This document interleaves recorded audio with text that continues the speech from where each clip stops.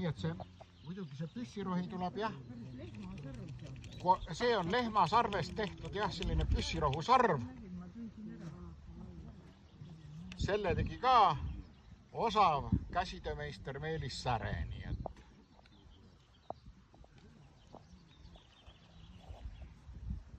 Nii et siit jah, eest poolt läheb see püssirohi sisse ja siis tuleb ette panna tropp, et see püssirohi välja ei läheks, eks ole, välja ei pudeneks.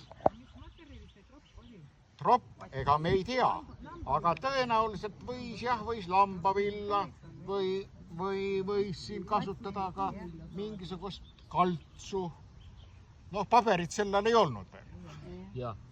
Kaltsu või tegelikult kõlbab ka kõige tavalisem rohi, eks ole. Kuivanud rohulibled, eks ole. Ja muidugi see tropp on hea, kui selle saab siis tugevasti kinni lüüa.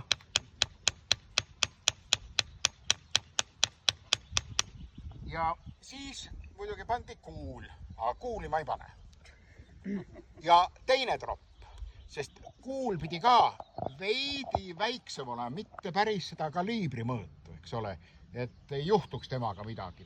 Nii et mina seda siia kuuli ei pane, et teeme ainult lihtsalt pauku.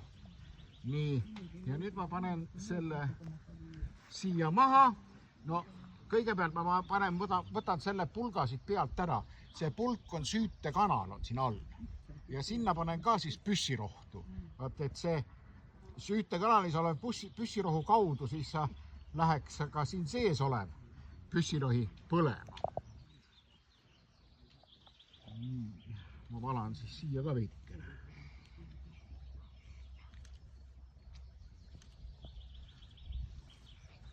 Nii. Ja nüüd on vaja taela. Vaat tael, seda saab kasetüve peal kasvavast seenist. Vaat siin, kui seda seent lähemalt vaadata, siis on siin päris koore all on selline tumepruun kiht. Vaat see koor tuleb ära lõigata, see kiht tuleb välja võtta ja sellest kihist sellised liistakud, need tuleb panna likku siis tuhavette. Noh, hea, kui natukene paned näpuotsaga salpeetrit ka, siis ta on sul tuha vees seal mõned päevad. Siis võtad välja, kuivatad korralikult ära ja siis peksad selle haamriga pehmeks. Ja mul on siin nüüd kaasas mõned sellised tükid, siis, mis ma olen sellest taelast teinud.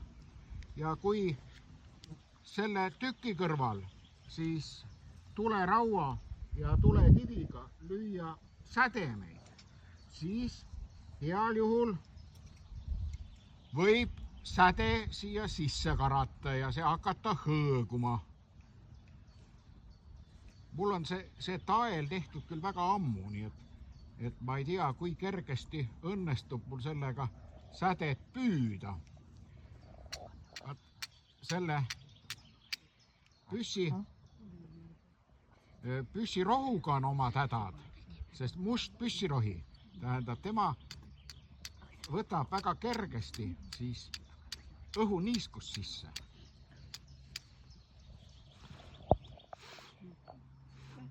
Oi, täna on õnnelik päev. No, väga hea.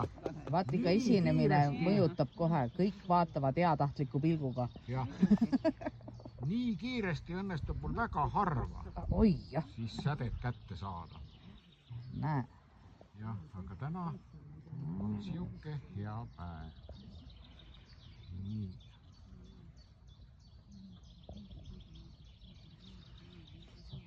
Nii. Ja nüüd ma võtan 1, 2, 3 ja siis teen paugu, jah? Ei, ma panen siia poole. 1, 2 ja 3. Oh, mis ta põles ära mul veel? Mõtleb veel?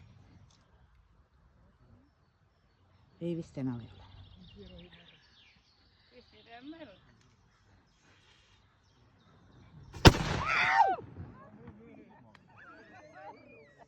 Assa pennal! Opa! Ikka õige puhumine oli veel. Kõrv on lõpus. Oi, aitäh.